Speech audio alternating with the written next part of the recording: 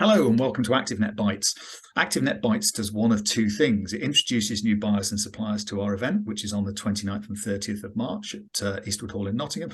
But it's also this year really trying to reinforce the value of our theme, which is around net carbon zero and decarbonisation. And we've had a few of our buyers and suppliers share with us what they're currently doing. And today I'm really pleased to be joined by Mark Tweedy. Mark, you're the Managing Director of Brimhams Active up in Harrogate. Just tell us about the sites that you've currently got, Mark, please.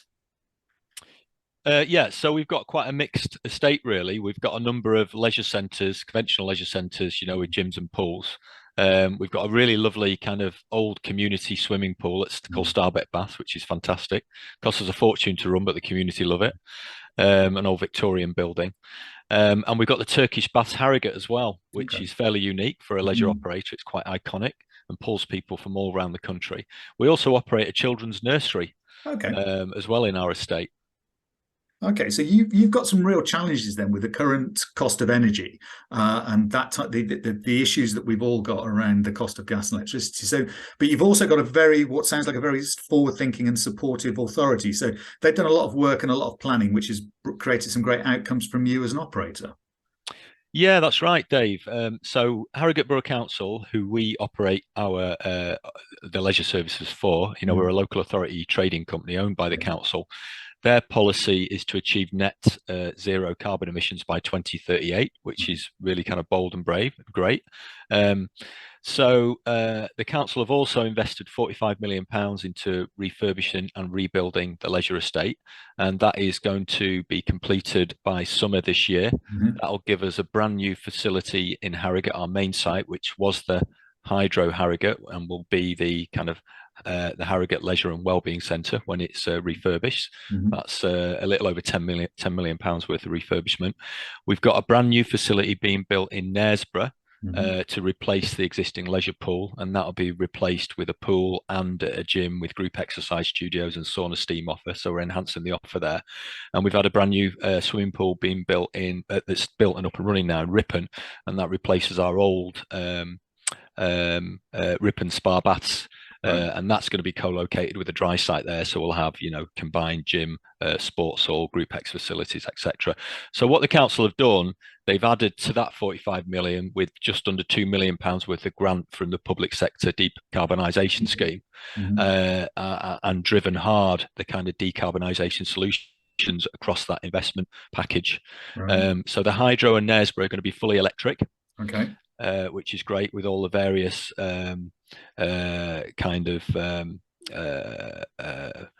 gadgets in there to do that.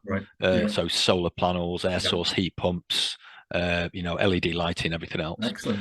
And Knaresborough, with it being a new build, the Hydro's a refurb, but I said Knaresborough being a new build, that will be BREEAM excellent as well. So the council have decided, the original thinking was good, but they pushed it to excellent in order to achieve that aspiration, help to achieve that aspiration of net zero by 2038.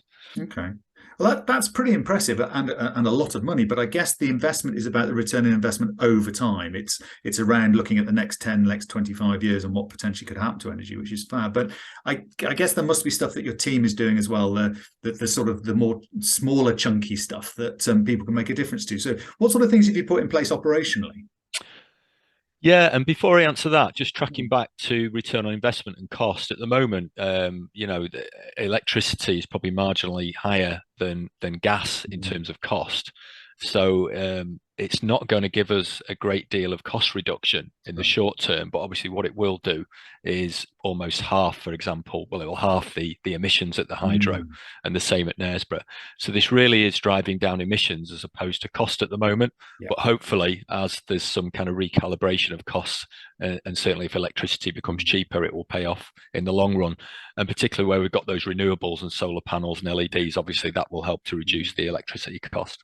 But that's a really good point, very well made, Mark, because a lot of organisations have this desire and this aspiration, but don't realise it's actually going to cost them more to be able to heat and light their spaces, because, as you say, electricity has that price premium. Brilliant. Okay, thank you for that. That's really useful. So let's go to the operational team. So what are they up to at the moment to help? Yeah, and I've got to say, I've got to caveat this with this is kind of work in progress, because we're a new company. We're 18 months old. We were delighted just to achieve Quest for the first time in 10 years at one of our sites just recently.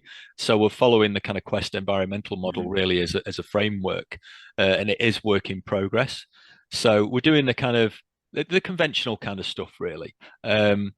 We've got an environmental champion at each site that's really getting behind all our kind of environmental initiatives on each site. So each site has a facility plan, and it's work in progress on that plan.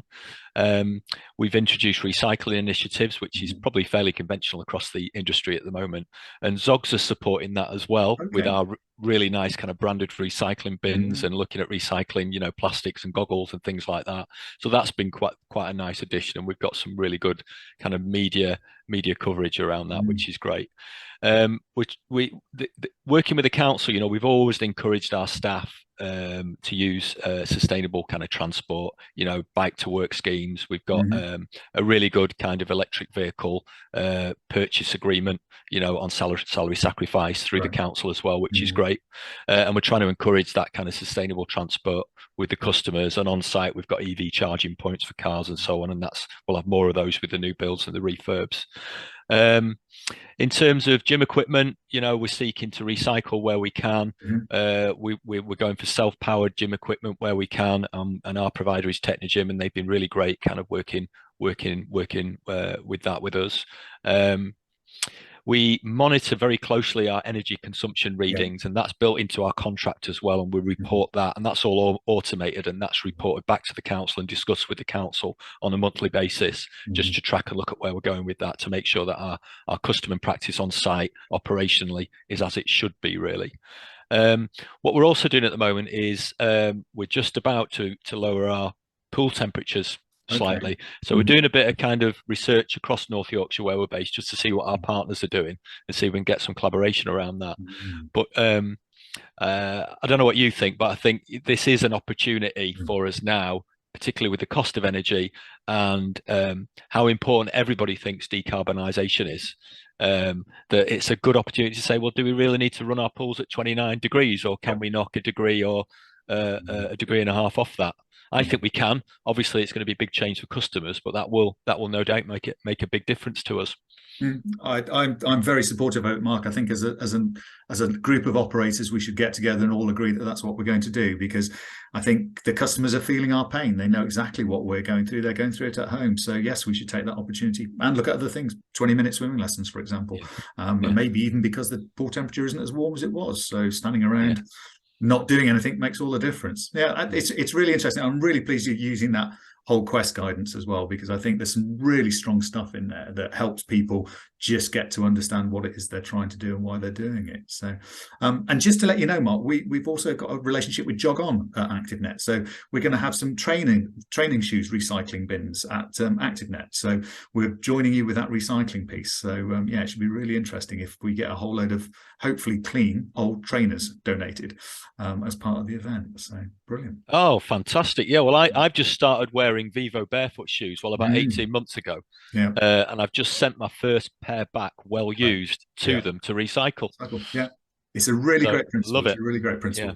Brilliant. Okay, Mark, so that is really useful. Obviously, people coming to ActiveNet on the 29th and 30th of March can catch up with you anyway and have a couple of conversations with you about what you're doing. But congratulations to you and the team, and also to your authority. Very forward thinking. It's really positive to hear. So, Mark, thank you very much, and we shall catch up in March. Take care. Cheers. Look forward to it. Thanks, Dave. Bye-bye.